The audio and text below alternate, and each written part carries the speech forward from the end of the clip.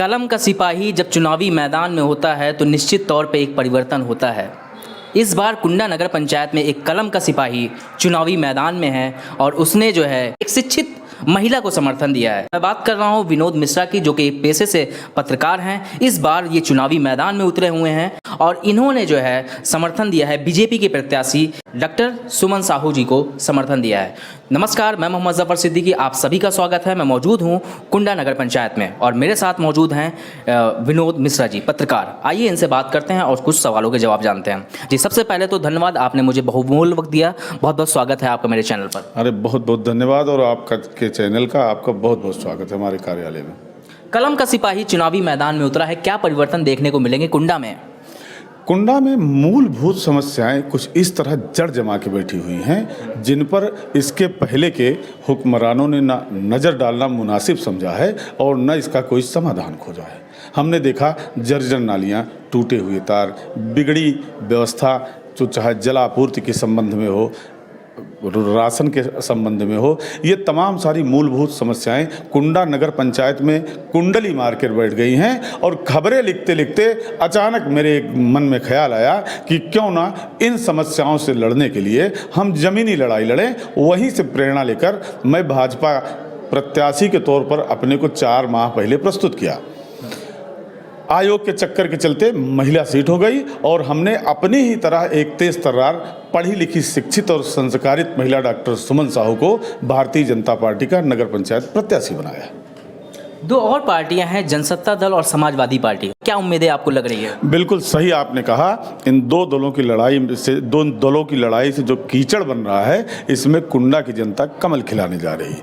उसका छोटा छोटा कारण ये समझ लीजिए कि लगातार लंबे समय से यहाँ का आम आदमी उपेक्षित रहा है।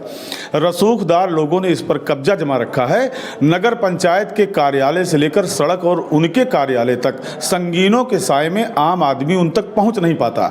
और यही कारण है कि आज जब हम अपनी कैंपेनिंग कर रहे हैं तो समाज के अंतिम सिरे पर खड़ा हुआ व्यक्ति मुझसे सहज भाव में मिल रहा है, क्योंकि उसको विश्वास है कि हम गणतंत्र नहीं कलम तंत्र वाले हैं। और यही कारण एक दिन कुंडा में विकास का बहुत बड़ा आयाम बनाएगा। 2 पार्टियां आपके सामने होंगी, तो आपके लिए बड़ी चुनौती कौन है, समाजवादी या जनसत्ता दल? हम समझते हैं कि लड़ाई तो 3 पार्टियां यहाँ लड़ रही हैं, लेकिन जो माहौल बन रहा है, कुंडा की जनता ने जो निर्णय लिया है, उसमें हमको लगता है कि हमारी लड़ाई किसी से नहीं है, लोग हमसे लड़ रहे हैं। ठीक है। कुंडा में आप ग्राउंड पे हैं, आप देख रहे हैं, जो है पत्रकार हैं, काफ़ी समय यहाँ की समस्याओं से आप रूबरू हैं। तो अगर आपका प्रत्याशी जीत के आते हैं तो आपकी प्राथमिकता क्या होगी, किन किन चीज़ों पे आप पहले कार्य करेंगे? मित्र, हम आपके चैनल के माध्यम से कुंडा के लोगों से बताना चाहते हैं, हमने एक संकल्प पत्र बनवाया है जिसमें 16 बिंदु हैं। ये संकल्प पत्र मैं आपके कैमरे पर शो कर रहा हूँ। इन 16 बिंदुओं में हमने कुंडा की उन सारी समस्याओं को लगातार चिन्हित किया है जिनके दूर हो जाने से कुंडा नगर पंचायत प्रदेश के उत्तम नगर पंचायतों में गिना जाने लगेगा। ये हमारे 16 बिंदु हैं। इसका बड़ा प्रभाव पड़ रहा है। लोग हमसे कह रहे हैं कि इस तरह तो सांसद और विधायक के चुनाव में नहीं करते। हमने कहा कि एक पढ़ा लिखा व्यक्ति, कलम का सिपाही जब आपका सेवक बनेगा तो ऐसे ही समस्याओं को चिन्हित करके, सूचीबद्ध करके उन पे प्लान वर्क होगा और देखते ही देखते कुंडा नगर पंचायत की सारी प्रमुख समस्याएं दूर कर दी जाएंगी। दूसरी पार्टियों की बात करें तो एक बड़ा वर्ग है मुस्लिम समुदाय, उसको लगातार कई वर्षों से हम देख रहे हैं कि डरा करके वोट लिया जाता है, बीजेपी का डर दिखाया जाता है। लेकिन कुंडा के चुनाव में हम देख रहे हैं कि मुस्लिम समुदाय के लोग भी बड़ी संख्या में आपके साथ जुड़ रहे हैं। तो जो हमारे व्यूवर्स हैं कुंडा में मुस्लिम समुदाय के लोग, उनके लिए आपका क्या मैसेज है, अगर आप जीत कर आते हैं, या उनसे क्या अपील करना चाहते हैं? हम अपने सभी मुस्लिम भाइयों को एक बात बताना चाहते हैं, और लगातार पढ़ा लिखा प्रबुद्ध समाज मुस्लिम भाइयों का हमारे समझने लगा है कि अभी तक जितने राजनीतिक दल थे, इन्होंने सिर्फ इनका इस्तेमाल किया। भारतीय जनता पार्टी ने अपने 9 वर्ष के शासनकाल में और उत्तर प्रदेश में 7 वर्ष के शासनकाल में ये दिखा दिया है कि हमारे लिए समाज का हर तबका उतना महत्वपूर्ण महत्वपूर्ण है जितना कोई तबका या हमारा तबका हो सकता है। तो कुंडा के मुस्लिम भाइयों को उससे मैं अपील करूंगा, उनको मैं मैसेज देना चाहूँगा आपके माध्यम से कि हमारे राष्ट्रीय नेता का जो नेशनल एजेंडा चल रहा है, सबका साथ, सबका विकास, सबका विश्वास, हम उसको कुंडा की धरती पर चरितार्थ करके दिखाएंगे। और कुंडा में मुस्लिम भाइयों की हमने 2-3 समस्याएं चिन्हित किया हैं, अभी उनको बयां करना मुनासिब नहीं होगा, लेकिन हम विश्वास दिलाते हैं कि कुंडा की वो सबसे बड़ी समस्याएं, जिसे मुस्लिम समाज भी जानता है कि वो समस्या क्या है, हम भी जानते हैं, उस पर हम एक प्लान्ड वर्क करेंगे, एक योजना बना के कार्य करेंगे और उन प्रमुख समस्याओं को दूर किया जाएगा। हम मुस्लिम भाइयों से कहना चाहते हैं कि कभी हमारे यहाँ एक लंबे समय तक पूर्व विधानसभा अध्यक्ष स्वर्गीय नियाज हसन खां साहब हमारे नेतृत्व, हमारे विधायक हुआ करते थे। उनके ज़माने में कुंडा में हिंदू मुस्लिम का एक बढ़िया समावेश और संभाव व्यवस्था थी।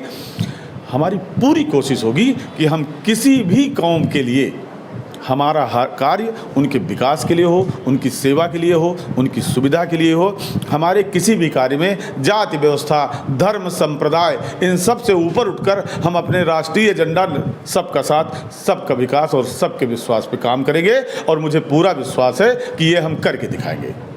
अभी आपसे ऑफ द कैमरा हमारी बात हुई जिसमें आपने मुस्लिम समुदाय के 4-5 समस्याओं के बारे में आपने बताया और आपने कहा कि उसका समाधान भी आप करेंगे। ऑफ द कैमरा आपने ये बात कही, लेकिन मैं अब ऑन द कैमरा पब्लिक के सामने मैं उस बात को कर रहा हूँ कि एक बड़ी समस्या आपने अच्छी जिक्र की, कब्रिस्तान की आपने बात की। तो ये समस्या है, वाकई में बड़ी समस्या है कब्रिस्तान की। मुस्लिम समुदाय इसका समाधान चाहता है। तो आपका प्रत्याशी अगर जीत के आता है तो किस तरीके से कब्रिस्तान का मामला सॉल्व होगा, इसको कैसे सॉल्व करेंगे आप? अब हमने कैंपेनिंग के दौरान कई जगह मुस्लिम बस्तियों में ये समस्या हमारे सामने आई कि यहाँ पर कुछ विवाद है कब्रिस्तान को लेकर। तो हम पहले तो उसकी जड़ में जाएंगे कि विवाद क्या है, उसके बाद वहाँ के चुनिंदा लोगों को, उनके धर्म के अगुवाकारों को, समुदाय के अन्य लोगों को लेकर साथ में बैठकर एक अस्थाई समाधान निकालेंगे।